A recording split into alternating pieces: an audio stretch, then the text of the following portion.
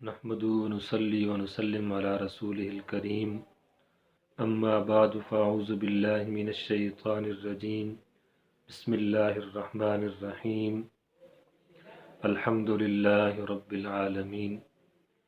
آج کے درس کے اندر ایک حدیث کو بیان کیا جائے گا کہ جو در حقیقت بندے اور بندے کے رب کے درمیان ایک مکالمہ ہے، جس سے سورہ فاتحہ کی فضیلت واضح ہوتی ہے۔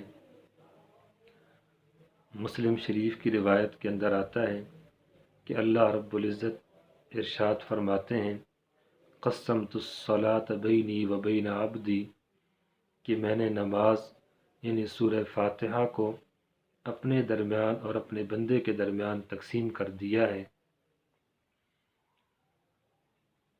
بندہ جب الحمدللہ رب العالمین کہتا ہے، اللہ رب العزت کی طرف سے اعلان ہوتا ہے، حمدنی عبدی، کہ میرے بندے نے میری تعریف کی۔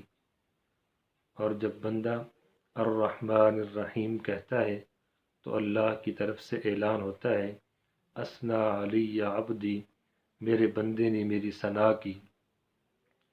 جب بندہ مالک یوم الدین کہتا ہے تو اللہ رب العزت کی طرف سے اعلان ہوتا ہے، مجدنی عبدی، میرے بندے نے میری بزرگی کو بیان کیا۔ جب بندہ کہتا ہے ایاک نعبد و ایاک نستعین، تو اللہ کی طرف سے اعلان ہوتا ہے، ھذا بینی و بین عبدی ولعبدی ما سأل، کہ یہ میرے اور میرے بندے کے درمیان مشترکہ ہے، اور میرے بندے کے لیے وہی کچھ ہوگا جس کا اس نے سوال کیا۔ جب بندہ اہدنا الصراط المستقیم صراط الذین انعمت علیہم غیر المغضوب علیہم ولا الضالین کہتا ہے تو اللہ رب العزت ارشاد فرماتے ہیں، ھذا لعبدی ولعبدی ما سأل، کہ سورہ فاتحہ کا یہ حصہ میرے بندے کے لیے ہے اور میرے بندے کو وہی کچھ ملے گا جس کا اس نے سوال کیا۔